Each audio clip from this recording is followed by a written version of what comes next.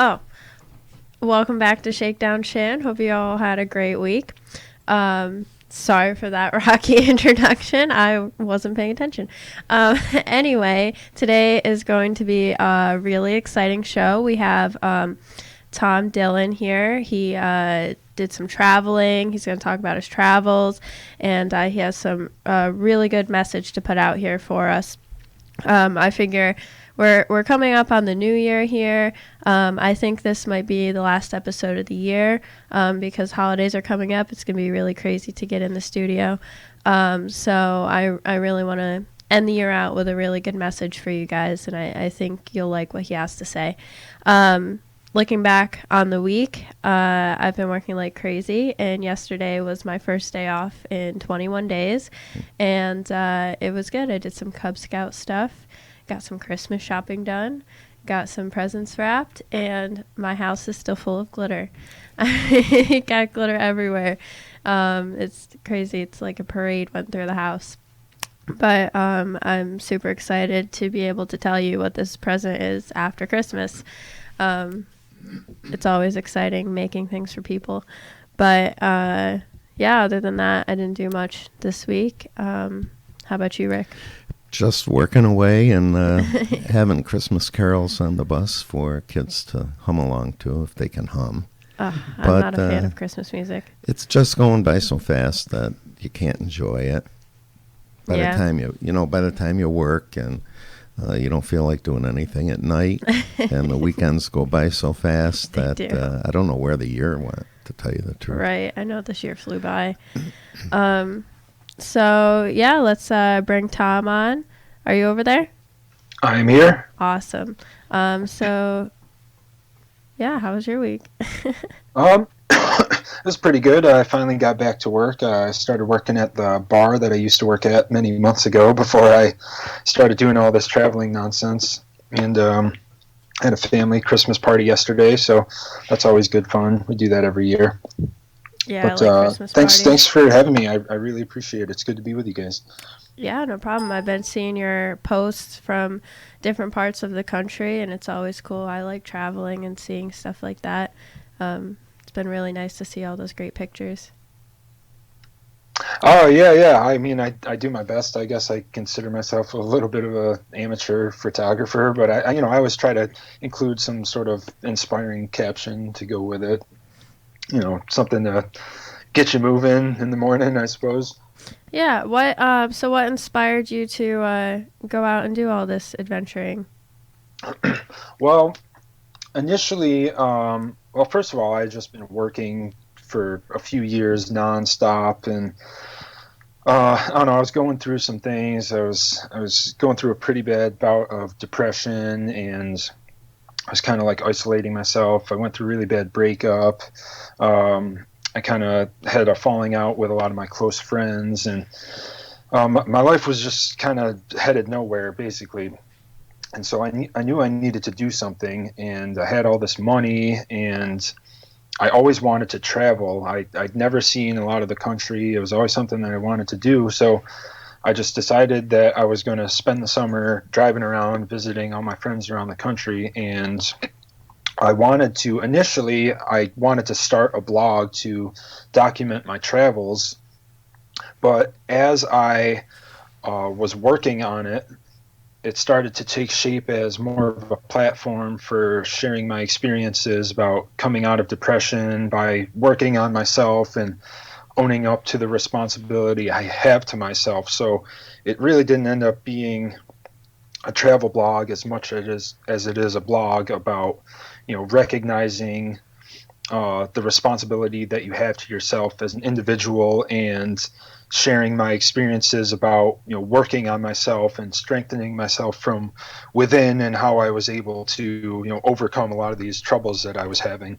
And so that's kind of the overarching theme that I really went with, and I figured that was something that really ties in well to libertarian principles and the whole libertarian philosophy. And so I thought that was something great that we could kind of connect with. Oh yeah, definitely. Personal responsibility is huge in the libertarian philosophy. Have you ever thought about maybe like starting like a book or something? I don't know if you're into writing or anything like that. Well, I definitely love writing, and I have I don't have that many posts up on the blog yet. I've kind of just been trying to share my feelings and share my experiences, but I do love writing. I don't know if a book is really on my radar right now, but maybe someday, it's something I could think about as I have more experiences to share with people, or once I formulate the message a little bit better. So right now I'm just kind of focused on the blog and building the blog and building the message and getting that right, and trying to connect with more people. Yeah, Tom, if I could just ask you a question. I'm Rick. I produce the show, and sometimes I step in on Shan's feet. But Sure. the reason that I would be interested in a book is to chronicle your feelings of why you wanted to do this, and your depression, and how you came out of that because of your experiences. That may help other people. And you could, there's so many self-publishing companies out there that outfits like Amazon and eBay will sell the book. And I think, from what I hear already, just from your intro, I think it would make an interesting story and also a self-help book for people. So don't give that up. I mean, you'd have to expand more, and I'm sure you can, but I really think it would be a valuable piece of literature that people could use. Oh, sure, certainly. And one of the biggest things that I've learned through doing all this, see, before I ever started this blog, I was in a pretty bad state, and I was very much, a victim, and all of my problems were, somebody else's fault. It was always, well, he did this to me, and she did this, and she said that, and I wasn't really owning up to what I was doing wrong, and what was going wrong in my life because of me, And once I really started to delve into some serious introspection and working on myself from within, that's when everything started to change, and I started writing about my feelings and just trying to share my experiences. And I found that through sharing what I've gone through, I've been able to connect with more people than I ever had before. And I can't even tell you how many messages I got over the summer on Instagram or Facebook or whatever. And I continue to get of people just saying, this is so inspiring. I mean, I love watching videos, and I love reading about what you've been going through. And people really, really relate to this stuff. And I used to be kind of hesitant to tell people about my depression and anxiety out of fear or stigma or whatever. But I found that the more that I share, the more I'm able to connect with people, and it's been incredibly gratifying to be sort of an inspiration to other people. So I definitely feel what you're saying. Yeah, people definitely connect when you open up and get things out there. I know that I've felt the same way before, and then you like you said, that victim mentality kind of thing. You just get to a point where it's like, well, I'm not doing anything to change it, and it's very inspiring to people to show them that if you really put your mind to being more positive and finding things to help you get out of these situations, whether it be mentally or physical bad situations, you can really, it's like a mind over matter kind of thing. And it's always inspiring for people dealing with hard times to see other people and hear how they overcame it. Like I always say, I like the power of positive thinking. I know it's a little cliche, but I mean, things are cliche for a reason because they work. It comes about, people keep saying that over and over. It really does help to shift your mindset. Yeah, definitely. And one of the things that excuse me, I'm choking on my coffee a little bit over here. My coffee has mad salt in it. I went to Starbucks and I wanted the salted cold foam cold brew, and she like dumped salt on it. Salt in your coffee. Oh, that's new. So, yeah, one of the things that I really wanted to touch on is that, I'm trying to very much hone in on this message of, like bettering the world by bettering yourself. And, I kind of went over that a few minutes ago, but, I really, really, really think that the best way, to go about changing the world is changing yourself. And, I started this as a pursuit to like make my life better, but it ended up inspiring all of these other people. Mm-hmm. And, it's not in like a selfish way. And I don't think that people should be, afraid to pursue their own self-interests, because other people will be inspired by your positive pursuit. And so I really, really just want to drill it down that, you can't change the whole world if you're not willing to change yourself. And you can't go down, you can't go and, break down these like complex social and economic structures if you're not willing to take a look at yourself and see what's wrong with yourself first. You know what I'm saying? Like, right. I find that a lot of people, they're so mad at the world, just like I used to be, and they're so mad at, everything that's going on, and they're trying to like be heroes and change everything, but they're not willing to look at what's wrong with them. And I really think that that's the biggest thing that needs to happen right now, is that people need to look at themselves. They need to work on themselves. They just need to focus on trying to be good and trying to be better. And, that positivity will eventually radiate, and it'll inspire the people around you. And if you make yourself better, the people around you will want to be better, and it'll just keep growing and growing. And eventually, it'll work itself outwards. And so that's like something that I'm really, really, really trying to get across. Yeah, it is very contagious in a good way. Definitely being the best version of yourself you can possibly be makes your closest friends want to be the best versions of themselves too. And I know I have a good friend who is going through hard times, and anytime I'm around her and stuff, and she always comes to me for advice, everything. She's always like, you make me just want to be like the best person I can absolutely be and stuff. She's like, I get down sometimes, but then I talk to you and you always have this outlook that just inspires me, because I always like put myself in her situation and tell her what I would do.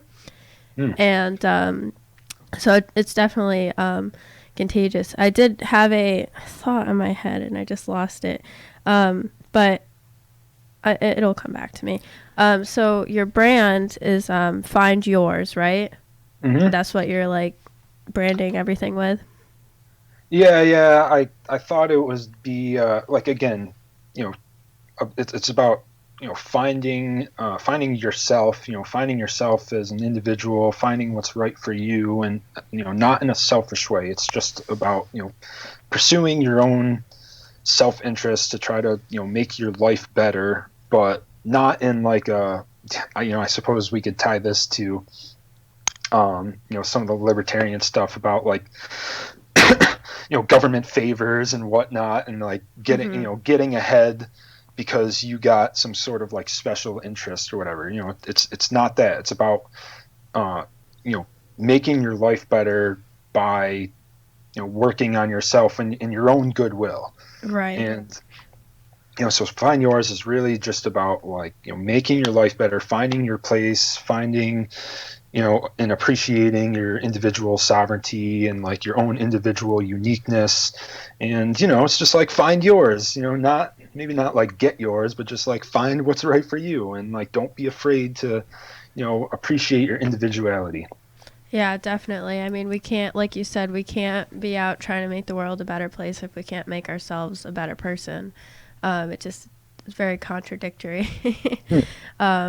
So I'm still trying to think of what I just had in my mind. Well, let me ask him a question, if I could. On our radio show yesterday, my guest and I talked about, the holiday time.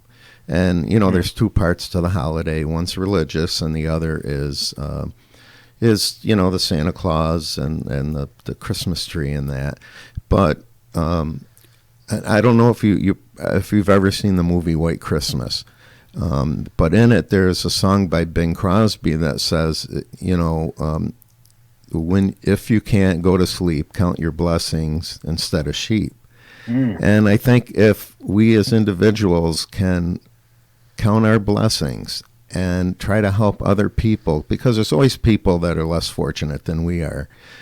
And at this time of the year, when you're walking down the street, you say hello to people and they say hello back. And because they're filled with this Christmas spirit that after January 1st, they're not filled with, and they won't say hello back to you anymore. And that's the world we live in today. And wouldn't it be nice to walk down the street, say hello to somebody that you don't know, and then have them smile and say hello back? That would make them feel so good. But for some reason, you only get that for 1 month of the year. Yeah, and I think that speaks a lot to just, the overall mindset that people are in nowadays. I think a lot of people are really unhappy. Maybe they're unhappy with themselves, but, a lot of people are they're working hard. They can't get ahead. And, it's hard to be nice to other people when you can't be nice to yourself. And so, unfortunately, I think a lot of people just, maybe aren't miserable, but they just, I don't know, it's hard for people to really get in the right mindset in 2018. You know what I'm saying? Mm-hmm. Definitely. So I was wondering, what is your favorite place that you've been to and why? I knew this question was going to come up because, so many people ask me that, and it's a really hard question to answer because first of all, this country is it's such a diverse landscape. Definitely. Every corner of the country is different. And so I like a lot of different places for different reasons. Maine and Vermont is completely, up in the Northeast is totally different than Utah down in the Southwest. So it's really hard to compare. And, I went, 25 states. I don't even know how many cities. And there's a lot of different things to see. But I suppose if you were asking where I felt the most inspired or where I had the most fun or where I, what place kind of, hit me the most, that would probably be either New Orleans or Utah. And I think New Orleans because I stayed at a hostel. First of all, I don't know if you've ever been in New Orleans. Have either of you ever been to? No, I want to though, because I just watched a Top Chef episode in New Orleans and it looked pretty cool. Yeah. Oh yeah, the food there is phenomenal. But New Orleans is just a really, really awesome city. It's it's very lively, filled with music. The food is great, and the people there are just wonderful. Everybody's so nice and homey and accepting and loving, and it's just a great environment. But I stayed at a hostel there for about 4 days, and I met people from all around the world. Australia, the UK, Ireland, Scotland, Asia. People from all walks of life. And after a day and a half of hanging out with these people, I felt like I'd known them for 10 years. We were just instantly like a family, and it was so amazing. And so now I made all of these wonderful connections with people from all across the globe, and we all shared experiences, talked about, they were all like me, just traveling, and we just talked about what we had going on, talked about what life was like for them in their home countries, and it was just, it was just 4 days of incredibly eye-opening conversations, and it was really informative. And so that was really great for me. But the city itself is just, it's so much fun. If you ever had a chance to go there, I would strongly encourage it. I'm interested in that. Did you feel, of all the cities that you visited, that New Orleans was more like a different country in itself because how different it is than other cities in America?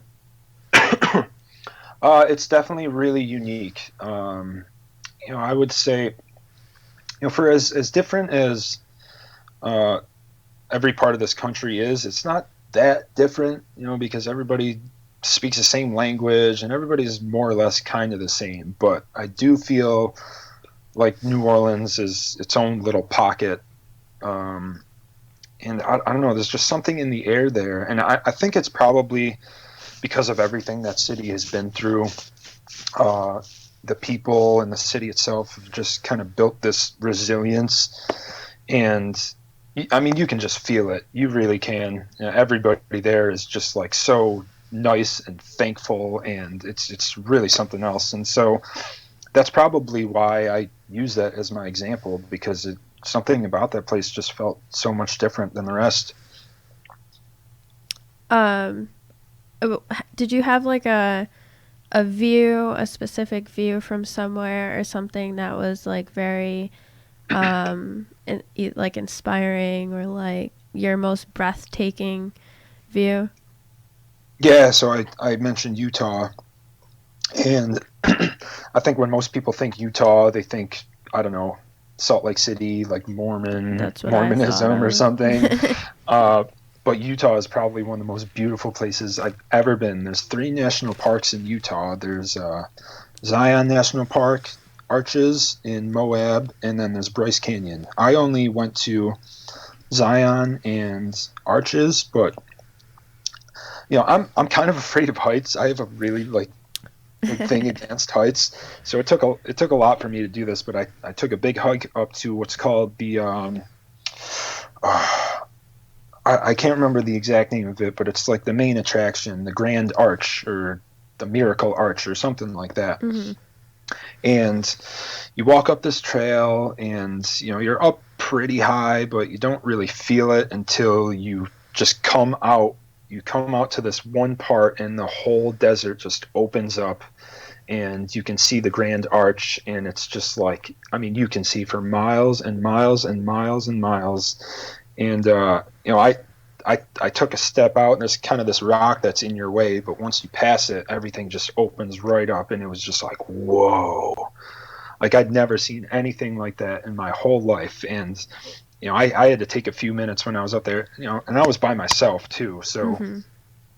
I'm just standing up there, like, just in total appreciation. And that was at the end of my summer, so I was just like soaking it all in, and I was just like, wow, like, this is life. I just felt so alive, and it was incredible. So Utah is a beautiful state. Don't ever let anybody turn you away from Utah and the Mormons or whatever. I mean, I can't even tell you. I'm almost speechless just thinking about it, because it's so beautiful. Oh yeah. I mean, I do a lot of hiking and stuff, and every time I see incredible views, it's a very like reflective moment, Mm. and it's like, you just look out and you're like, I can't believe this is just so beautiful. There's so much to this planet. And then you start thinking about all the like mundane issues Mm. and like problems you think about, and like, but you look out and it's like, but how am I so clouded with all this like little stuff when there's this whole world out here? It's hard to put into words, like those feelings, but I'm trying.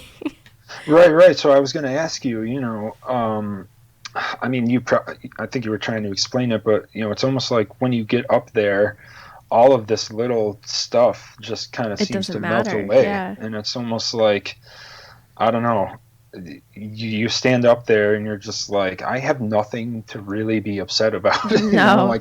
Like I'm alive, and there's all this like little stuff that annoys me every day, and I can't justify being mad at this stuff anymore when I'm like in such beauty. So let me ask you, you're from are you up in the like Adirondack region? Where Yes, exactly? yeah. I'm like, so I'm in Hadley, right outside of like Lake George, and Hmm. so the Adirondacks start, I think, right as you're leaving Corinth. But like the high peaks and stuff are another hour away from me. So it's not very far at all for the high peaks, but um, we do have some really beautiful mountains, even just starting at the southern end of the Adirondacks. But So I have my sister and her husband are doing the high peaks. I don't know, the 46 high peaks in New Yeah, York. I want to do them. And I've kind of used up all of my outdoorsy stuff in the Syracuse area, so I'm looking for some other places. Maybe I'll have to catch up with you on some good spots to go around there. Oh yeah, we definitely want to do it. We want to take Rothbard. We just couldn't do it this summer because he was still little, but I think he'll be able to by come up this hiking season coming up. Driving through there is beautiful. Going through Keene Valley, and I am always like in awe at all the mountains, and I just look at them and I say, I just want to climb all of these. I just want to go over all these mountains. But it is really incredible. The power of nature, just being out in nature and being in that natural habitat is, it's extremely rewarding and, like cleansing, I would say. 'Cause I know every time I go for a hike, I feel like I'm a better person for like a week after. I don't know if that makes sense. Probably that fresh air. Yeah. But yeah, I don't know. And I'm glad you say that because, like I had said, I'd never done a lot of traveling.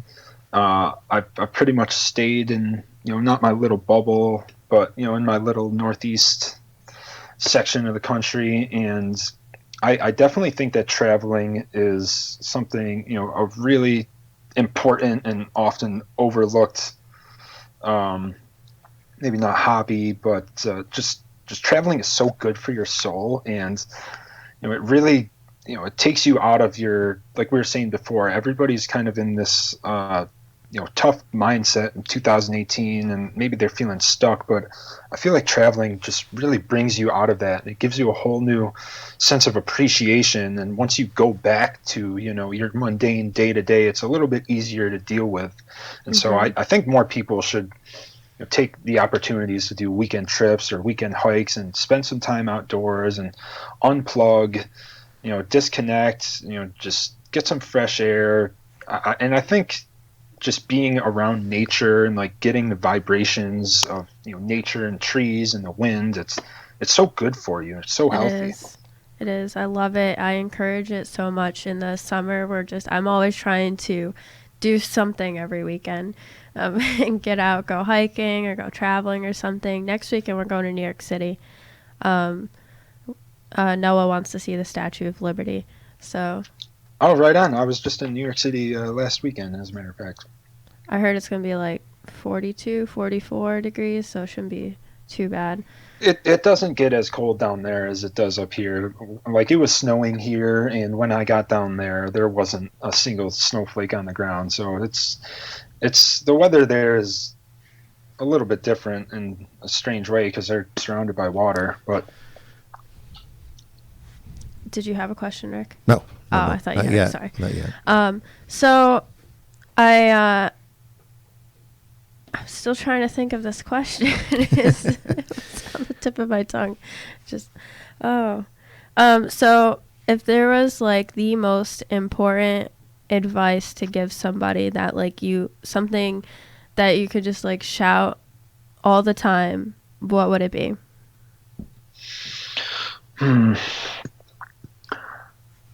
I was trying to sort of delve into this a little earlier, but I really think it's just that if you want to try to make the world better, you have to work on yourself. So, as an example, a few years ago, when it was like right after the election, I was talking to one of my friends who's he's not on my side. I'll say that much.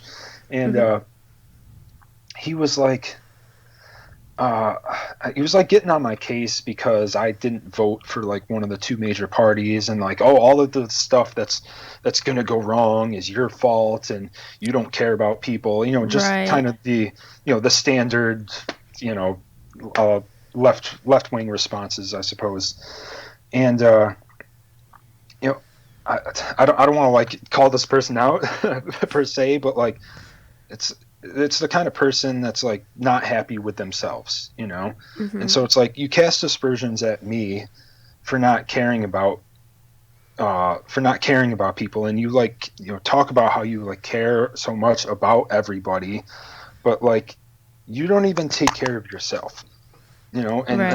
and everybody can tell that you're unhappy and you're angry at everybody, and so that's my thing. It's like, you know, before you go out and criticize everybody and criticize the world and cast aspersions to everybody, you need to look at yourself. And the only reason that I know this to be the case is because I have been there and I've done this and I've gone through this. You know, I used to be so miserable and I was so depressed and I hated myself. I was always angry at myself, and everything that was wrong in my life was, you know, because God hated me or the universe hated me or somebody did something to, you know, destroy my life. And once I turned it all around, you know, everything started to change. And so that I really think that that's the single most important thing that I could say, is that if you want to try and, you know, make some positive change, you have to look within yourself first. That is the only place that it can start. It's always got to start from within. You know, one of the see how I put things into perspective, which is different than Shannon. We have our discussions on that. I put it in religious perspective. Like if I climbed the mountain like you did and looked out over the desert in Utah and saw miles and miles, and then I went to New Mexico and saw the painted desert, you know, I would say, look at what God created. I mean, so diverse that it's amazing. But when you were saying about your friend, there's a saying that most conservatives use that against the left. I mean, and that's where I hear it the most. But it applies in other life experiences too. The people that preach tolerance are the most intolerant people. Yeah. You preach tolerance, but yet when it comes to what you do, you're very intolerant Of other ideas. of other ideas. I run into that all the time. I'll like say something and people disagree with it, and I'm like, okay, but if this was something you cared about, why aren't you open to other ideas? They're like I say it with healthcare all the time, that getting government involved is not the answer. It makes it more expensive. And these people are like, healthcare should be free for all. I'm like, but that doesn't make it free for everybody. It's never going to be free. It's a service that's provided to you. You have to pay for it. Somebody does. And I'm like, and so if you really cared about reforming healthcare, you would be open to all different kinds of ideas and not just saying that the only answer is to get the government involved in it. So I find that a lot, that people just aren't open to the things that they say they really care about. It seems to be a struggle that I face all the time. I was wondering, had a question here. Did like this libertarian mindset come before or after you like started working on yourself? Oh, well before. Okay. See, I was one of those people that kind of went back and forth, and I don't know. I suppose I was always into the flavor of the day. You know, when let's see, I was in the seventh grade in 2011 when 9/11 happened, and you know, I didn't know what I was talking about back then. I was just a, you know, absorbent mind, so I was just like, yeah, you know, kill the terrorists, whatever, and. You know, so I was in the, you know, the George Bush camp, and then after 8 years, I was in college. You know, right around the time where I was in a state school, and I was surrounded by, you know, all these like left thinkers, and so I was just like, oh, I'm sick of all this, like, yeah, Obama, and but then after that is when I really, really started to, you know, think for myself, and I started watching Ron Paul in the debates. And, you know, it was totally different than everything that I had heard up to that point. And I was like, something's different about this. Like there's this is making too much sense. And so I really started reading into Ron Paul and libertarianism, and that's really when it all started for me. So it was probably about a decade ago. That's awesome. Yeah, Ron Paul seems to be like a big converter for a lot of people, because you start hearing what he has to say, and like you said, it makes sense, and you start thinking, well, why did I never put two and two together? And then you start actually researching things, and like you said, thinking for yourself. And you just, your eyes are opened. And I mean, today the term is woke. You get woke. But it's definitely, you start seeing a different side of things, and you start seeing like how sugar coated things are for people, and just how like untruthful it is. And going back to what we were talking about earlier, that like victim mentality thing, I feel like a lot of the problem with society and our politics and everything is that people are in this victim mentality, and that's what the left is all about. Is and they don't understand like what we've been talking about. Bettering themselves is going to better their situations, and the only reason why we're having like this like socialist, I don't want to say revolution, but like what's the word for it? Like this rise of socialism is just coming out of this victim mentality, that we're like, the government is like teaching us to think like this, that we are all oppressed. They want different races to feel oppressed. They want women to feel like we're oppressed. And it's really not the case, I don't feel like. And keeping the population in a victim mentality makes them feel like they need someone to help them. And of course, they're going to be like, oh, we can help you. And so then they get you to love your government. And that's how they keep being able to manipulate you. But if you really just figure out that life is what you make it, really, you can change your life yourself, and you really just start becoming that individual, and getting into that individual mindset, then you really start to be able to see what's going on. Mm-hmm. Yeah, and once you become dependent, it's really hard to become independent. Mm-hmm. And I suppose you can compare it to trying to get in shape. It's really hard to go to day one at the gym, and you're going to struggle for a little bit, and you'll get tired and you'll get burnt out. But once you're in it, it's really empowering, and to see what you can do for yourself and with yourself on your own goodwill. I mean, there's nothing like it. And so I think, I don't know. I don't really know what the solution is there. I wanted to ask you this question, because this is something that I kind of struggle with on, I'm very much into like the libertarian thing, but not many of my friends are, and I have a hard time like discussing it with them. And I don't know why people get like so turned off by the libertarian thing. Do you think that like it's like a harsh message? Do you think it's just like misunderstood?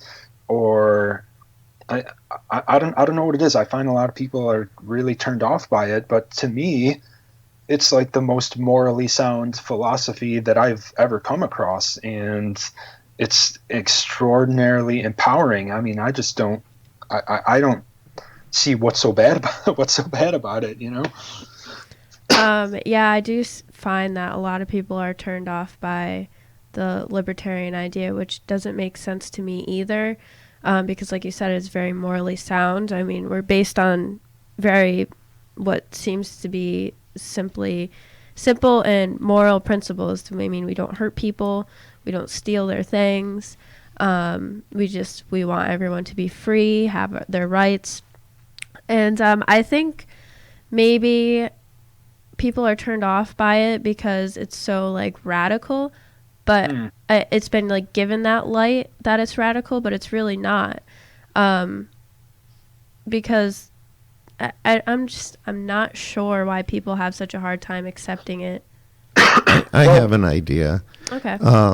It's just like I live in Saratoga. We've had a form of government in Saratoga called the Commission Form, which has been going out of it. It started back in the early 1900s, and for 5 years, a lot of cities adopted it. 10 years after that, it started falling out of favor. Well, Saratoga is one of 10 cities in the country that use this form of government, and it's not very good, but people are used to it. And we've tried to change it 3 times, and we came close last year. It lost by 10 votes with over 9,000 ballots casted. And I think it's the same thing as libertarianism. People are afraid of what they don't know about. Mm-hmm. And I don't think many people take the time to look into things. So therefore, the only other thing that they have is fear, a fear of change.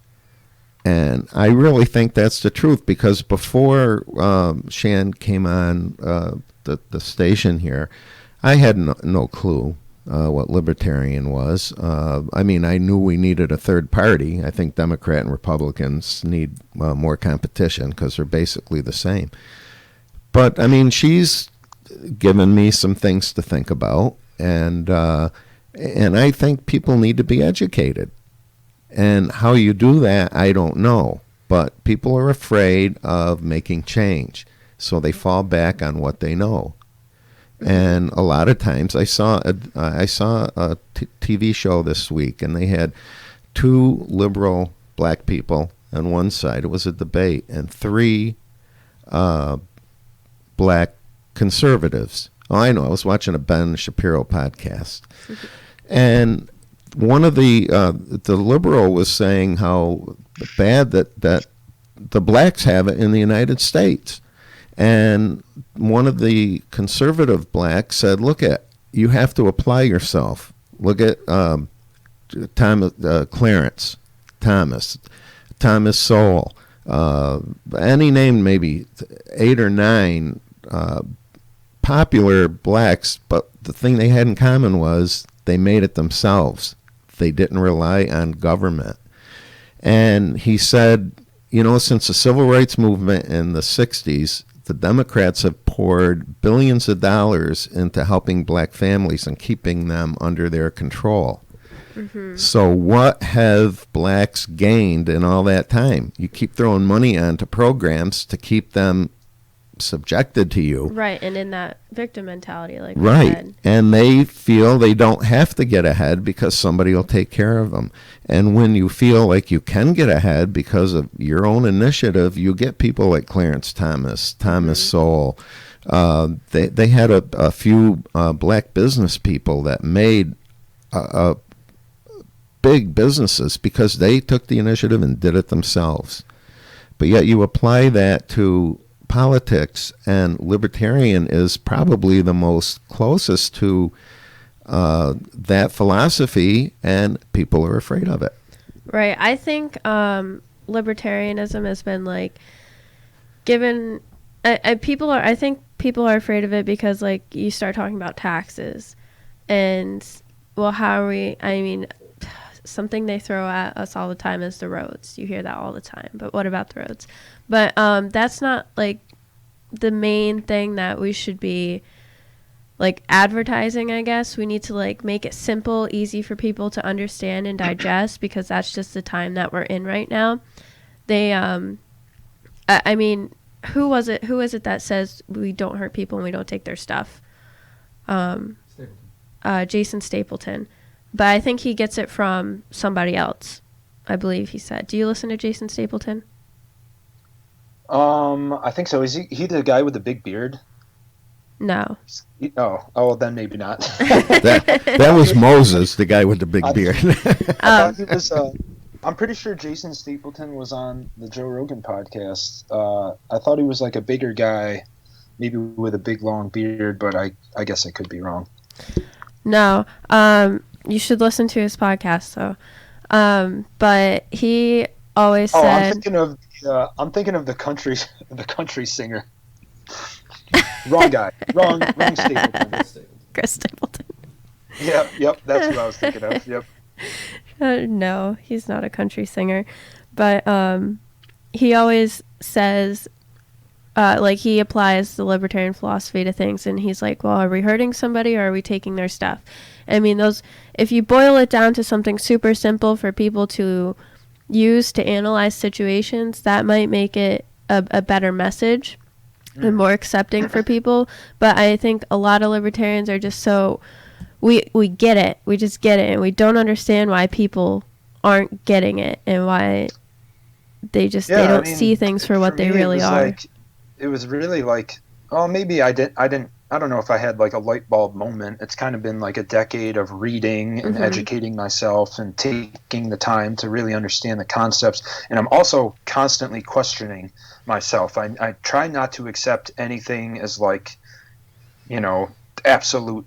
I try not to look at things in absolutes. So even, I'm always questioning even my own beliefs and by doing that, it reaffirms, it strengthens the things that I think to be true anyways. But just to go back to what Rick was saying earlier, I also think it has a lot to do with intolerance, because I think that libertarianism requires a lot more tolerance than most people are willing to give.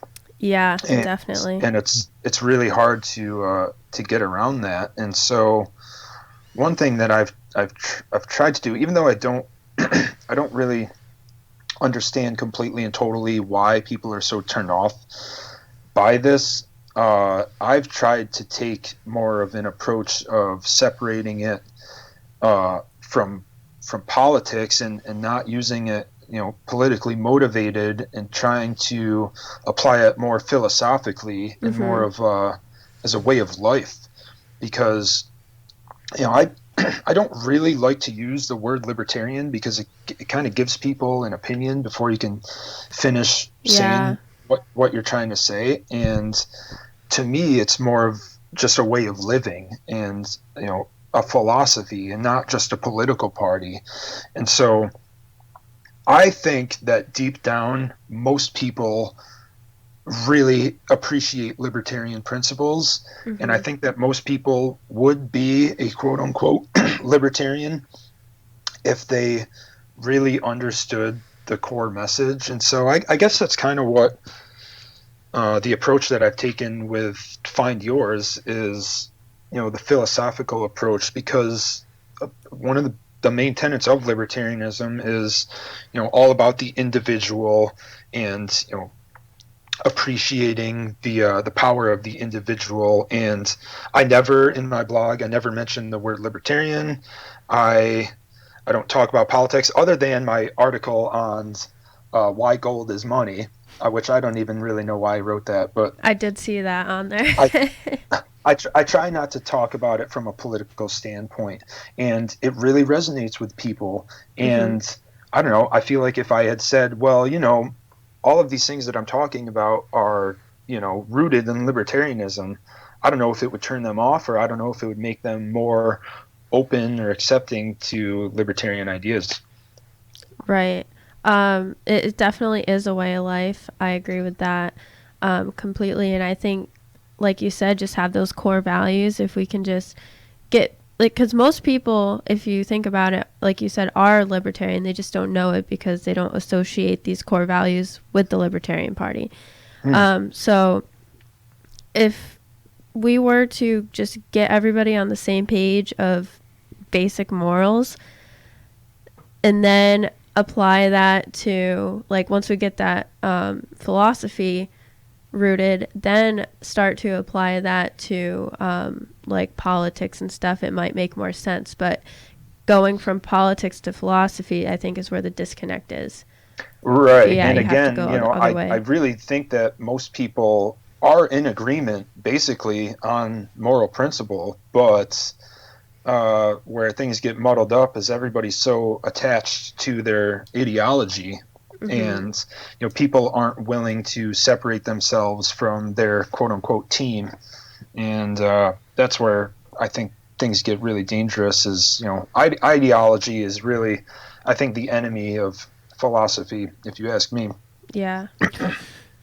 Well, the thing is, too, is more so in younger people, I'd say up till they're probably 30, 35, really don't stop to think about, when you put this with politics, that's why I like the two of you agreeing that it's a philosophy that should be learned. Because if you ask 10 people under the age, let's say 30, why they're either a Democrat or a Republican, they'll probably say because my parents were a Democrat or Republican, or my parents and grandparents were Democrat or Republican.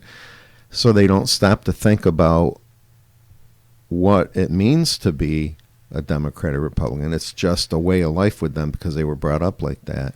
So trying to put the philosophy in rather than making it political, I think is a better start. Yeah. Like you say, to get them thinking and then make it associated with politics after they learn all of the what it means, the philosophy means. Most definitely. Because if you get them already thinking in that way of life, then they'll start looking at situations and issues with that mindset and be able to analyze it better. Like I said, Jason Stapleton takes things and he's like, okay, are we hurting people here? Who are we hurting? Who's hurting them?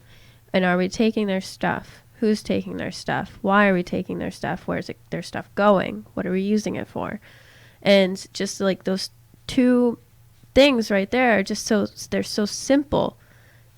Are we hurting people? Are we taking their stuff? They're just so simple to apply to every situation. And if one of those things is happening, then it's wrong. We shouldn't be doing this. And so I think that's a very, very strong message just to get people to think about. Like, not even you have to be libertarian, just like, are we hurting someone? Are we taking their stuff? I don't care what your political party is, but just think this way, please. Like, we don't want to do this. Well, I think that's one half of it. And then the other half, of course, is trying to get people to understand, these complex issues, economics, and why this healthcare system doesn't work and how it relates to the economy and yada yada yada. That's the difficult part. Most of that stuff is not terribly easy to understand, and so it's interesting. Like when I try to explain things from like a purely economic and like theoretical standpoint, a lot of people like they take it as like a threat to them personally. They do. And I don't really understand it. It's really hard for me to navigate around that because I have the same moral principles as just about all my friends. I care about people. I'm compassionate. I want what's best for everybody. It's just that I understand the unintended consequences of these programs, and because I've taken the time to read economics books and whatnot, and it's a really, really I don't know, it's a hard course to try to navigate because people take it so personally, and again, they're just so attached to their ideology, and they think if I'm like against this program, it's because like I don't, you don't because care. I don't care. And so, I think that's the other half that's probably a little more complicated to solve. And right away you're branded. And the more people you can educate, then the less that brand is a negative and it's a positive. I mean, look at when the Pilgrims came over. They fled England because of religious persecution and not being able to be an individual. And what did they do in the first thing they came here? They persecuted other religions. They had to have everybody do what they believed was right, And you know, I think that's a natural tendency, and I think that has to be broken. And I think maybe someone should write a book, a Cliff Note book, on not what is libertarian, but what is individualism in a group setting, so that you can teach that philosophy and then hook it up with a political outlook on how can we better the economy, how can we make people more dependent upon themselves. Definitely. I also feel like a huge issue that we have, especially in 2018, almost 2019 now, is just lack of education. And where everyone's in this instant gratification world, because, I mean, we got the world in our pocket on a screen. We just have this, and that only helps education, but yeah, we're not all educated. Just people aren't taking time to read, research. We've lost that interest. We just want headlines. We want something easy to digest. And so, I mean, a lot of that has to come from schooling too. They're teaching for tests and everything like that. They're not really letting you think and philosophize and just come up with your own thinking, your individual thoughts of these. They have to be like molded for the course and for the test that's coming up. And we're losing that individualism in schools, and then it comes out when you're older that you want all this instant gratification. You don't want to go research and read things. And that's a huge problem that we have right now. Yeah, there's definitely a severe lack of free thinking.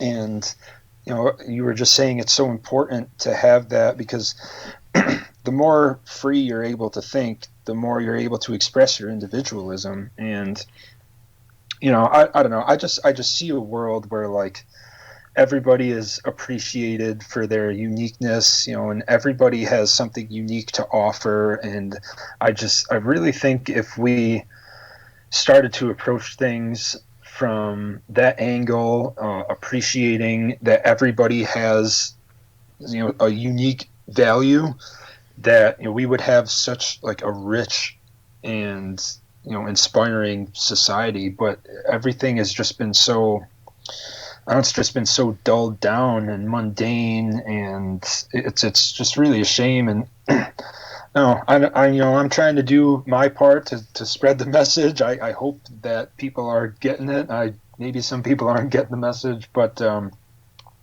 know, I just really think that the best thing that we all can do is, you know, keep working on yourself. Just try to be good, try to be better. And I have really come a long way in the last year of trying to separate myself from, you know, the Facebook conversations and the fighting and the infighting and just the bickering back and forth. And, you know, participating in that stuff used to drive me nuts, and it would put me in a bad mood. And so I've just tried to separate myself from it. I don't watch the news. I don't participate in the election cycle nonsense. I just read my books. I try to educate myself, and I try to work on being a better human being. And ever since I've done that, my life has gotten so much better. I mean, in every respect. I agree there too. I had like a finding myself phase a few years ago, and just my whole life changed after that, and I took more control of my life, and it was very powerful, and it was inspiring to those around me. And going into the new year, everyone has these resolutions, and nobody seems to really follow through with them. But I think like the best thing you can do, just starting, it's easier to start off the new year with a positive mindset, but you gotta like push through that. Like you said, at the gym, it's easy. You get there and it's hard, but once you keep going, it gets easier. So yeah, once you see the results, I mean, it's hard to stop. Well, I guess it's easy to stop, but it inspires you to want to keep going. So let me ask you guys, what sort of things are you looking forward to in the new year? Do you have any plans or goals that you want to achieve? So I think I'm going to have the same goals I had last year because they're really good. I want to have a healthy, positive year filled with love, and that was my goal last year, and I want to keep that my goal this year because it worked well for me. So I want it to be healthy, good, lots of love. It's really all I want. And cheesecake. Cheesecake. Nice. And mine is, because I'm so old, I want to make it another year. No, that should be everybody's goal. Exactly. No, I think everybody should strive to go to another level in being tolerant and helping other people see what they can make of themselves. And just being a good human being is probably the hardest thing for people to do. And hopefully I can be a better human being. Definitely. Yeah. And those all sound. I want to issue you guys a challenge, if I might. Sure. For 2019, because for this year I have sort of I have a main goal which is sort of broad, and then I have 8 much more specific goals that I'm going to try to follow. So what you should do is try to come up with a list of really specific goals, because if you have it really helps you hone in on your focus. So if you have a list of, they can be short-term or long-term goals, maybe I want to, I want to learn how to knit, or like I want to lose 10 pounds or something like that. It really gives you something like concrete to aim for, and something that you can measure. You know what I mean? Mm-hmm. So that's one thing that I think that people should do in 2019 is come up with, specifics, give yourself, a specific target, make sure it's something that you can measure. And I promise you, if you stick to it, you'll have incredible results. Yeah, I'll do that, and I've tried that before, and tried to be more of an individual. And my wife hit me over the head with a frying pan, so that idea went out of my head. But I know what you mean. You have to set goals and keep them, as Shan said before. You always go into the new year with a positive feeling, and then after about 3 days, you're back into your regular routine. Well, I think a lot of people, they start off the new year like, oh, I'm going to go to the gym more, which is a good goal. But I mean, what is more? You say I'm going to go to the gym more. It would probably be better if you said, well, my goal for this year is to lose 10 pounds or lose 15 pounds. You see how it's more of a measurement and less of like, because, more could be, one day a week, but, I'm not saying that one day a week isn't better than 0, but I just feel like when people have these like generalized goals for the new year, they're a little harder to reach. And it kind of like limits yourself. So if you have something like really concrete and specific, I don't know, it tends to keep you a little bit more inspired and focused. And they have to be realistic goals too. Yes. Oh, yes. I know my doctor told me I'd like you to lose, the ideal thing would be to lose 20 pounds. But he said to start out, that's an unrealistic goal for you. So plan on losing 6 pounds. And then you'll be so happy that you lost 6 that you'll go for the next 6. Mm-hmm. But he said if you start out at the 20 and you don't get there as fast as you think you should, you're going to stop.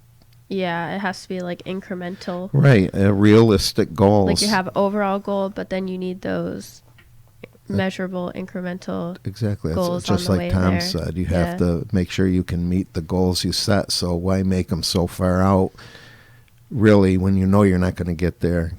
And measured goals, I think, are realistic. Right. So Tom, coming up on the end here, what's one main goal that you have for 2019? I'm trying to move back to Brooklyn. I used to live in New York City. I lived in Brooklyn for 2.5 years, and I moved back to Syracuse in right at the beginning of 2014. So it's been 4 years now, and after doing all of this traveling, and I mean, I can't even tell you how much I learned over the last 6 months traveling around and really getting a hold of myself. And I finally dialed into the fact that that's where I want to be. All my friends are there, like all my college friends, my musician friends, like everybody that I want to be, surrounded by is there. And I just know that's the place where I'm, really gonna, reach the level of success that I want to reach. And so that's where all of my focus has gone for the last month. I've kind of put the blog aside on the back burner for now while I try to get a job in New York and make something happen for myself there. So that is goal number one right now. And after that, I'll start chipping away at the other things. Awesome. Well, I think I'm going to wrap it up here. But it's been awesome talking with you. I really do like what you're doing. Definitely don't stop. So I thank you for coming on. And if you want to come on any other time, just ask. Yeah, definitely. No, I really appreciate it. It's been cool talking to you guys. And, maybe we can do this again some other time. I'd love to keep the chats going. I obviously love liberty and, the whole libertarian thing. So I think it's great what you're doing. Yeah, we'll have to get your input on some of our topics here. So you have your blog, Find Yours, and you also have Instagram. So anybody listening, go follow his Instagram if you're interested. And do you have, what other platforms do you have? Right now, I focus mainly just on the website and Instagram. So the website you can find at www.findyourslife.com, all one word. And then on Instagram, I am at findyours_life. And, there's some articles on the website about, how I came out of my bad state and some inspiring things there, music suggestions, book suggestions. And then on Instagram, it's just, my amateur photography, which is something that I'm pretty passionate about and I've been working on a lot with just, some positive, inspiring captions. And I'm pretty active on Instagram with the stories. So if you really want to see things on a daily basis, I would suggest you go there. Awesome. And I'm sure you'll post that on your podcast page. Yeah, definitely. So you've been my first calling guest. Oh, right on. Yeah. So that's exciting. Now I know how to do this. Excuse my terrible interviewing skills. I haven't done this before either. You're great. You did a great job. But thank you so much for coming on. And I'm looking forward to more great conversations. Awesome. Thanks so much. We'll talk to you soon. All right. Bye. And so I'm peacing it out, guys. We'll see you in 2019.